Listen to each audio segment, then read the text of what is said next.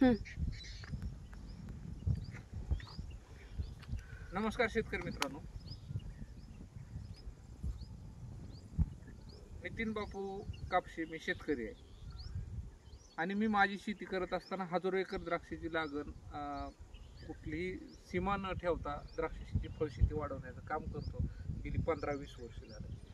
आणि ही गोष्ट लोकांचा माझ्यावर विश्वास बसण्याच्या मागचं कारण काय आहे, तर ज्या गोष्टी काल्पनिक होत्या शेतकऱ्यासाठी त्या गोष्टी मी शेतीमध्ये सातत्यानं करत राहिलो, धाडस करून, अगदी कर्ज काढून.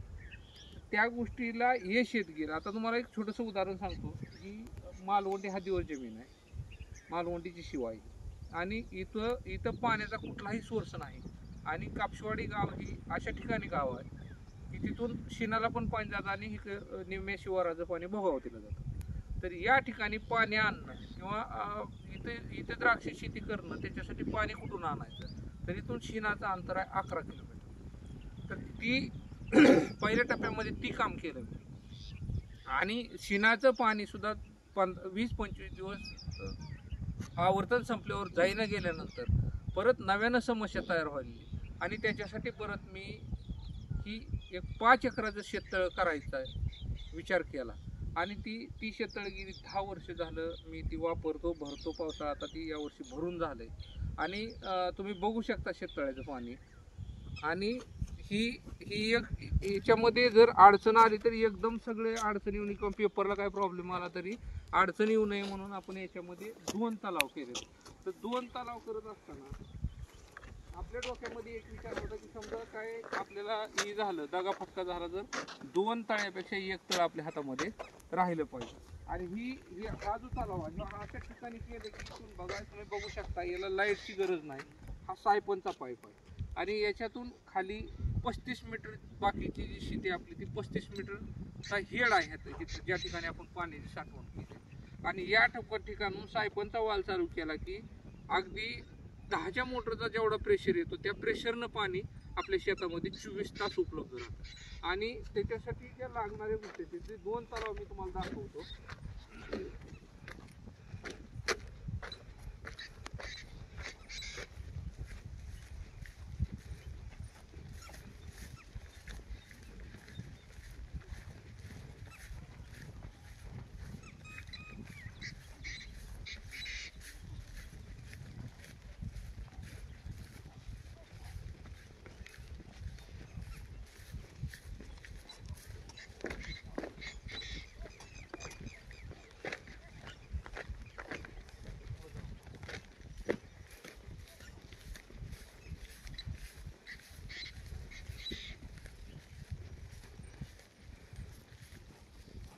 मधून असा बांध घालून आपण 2 तलाव करण्याचा प्रयत्न केला.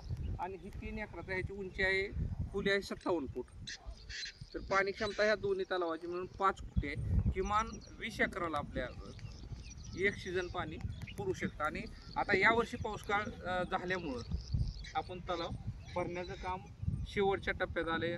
म्हणजे पुढच्या वर्षीसाठी जे पाणी आपल्याला लागणार आहे एप्रिल-मे मध्ये, त्या पाण्याचा स्टॉक आपण पूर्ण करून घेतो. आणि ह्या अशा गोष्टी वेगवेगळ्या शेतीमध्ये वेगवेगळ्या अनुभवत गेल्यामुळं, ज्या गोष्टी आपल्याला अगदी शिक्षण कमी असताना सुद्धा ज्या गोष्टी आपण करत गेलो आणि त्याला कंटिन्यू पाठपुरावा करत गेलो, प्रत्येक गोष्टीला सातत्यानं आपण एखाद्या गोष्टीचा पाठपुरावा केल्यानंतर यश येऊ शकतं. ह्या गोष्टी अगदी शेतीमध्ये वेगवेगळे प्रयोग करून. तर आता आपली मित्रांनो पाईपलाईन शिना आणि माडा ह्या दोन्ही नद्याचं अंतर साधारणतः 20 किलोमीटर आहे. तर ती 20 किलोमीटर आपण तरडोळ्याहून पाणी आणलंय. तरडोळे, यावली, आणि परत यावलीचा शिवार संपून कापशेवाडीमध्ये आपली शेती आहे. आणि इकडून पाणी आणलं आपण उंदरगावमधून. उंदरगाव, केवडचा शिवार, मानेगाव, कदमवस्तीचा शिवार संपल्यानंतर हाटकरवाडी आणि त्याच्यानंतर आपलं गाव कापशेवाडी, असं 2 नद्याचं पाणी आपण या तलावामध्ये आणून टाकलंय. त्याच्यामुळे आपली पाण्याची समस्या सुटली. आणि त्याच्यामुळंच आपण म्हणजे आपण ज्या गोष्टी शेतकऱ्याला अशक्य वाटू शकत होत्या त्या गोष्टी आपण केल्यामुळं इतर लोकांचा पण आपल्यावर विश्वास राहिला बसला.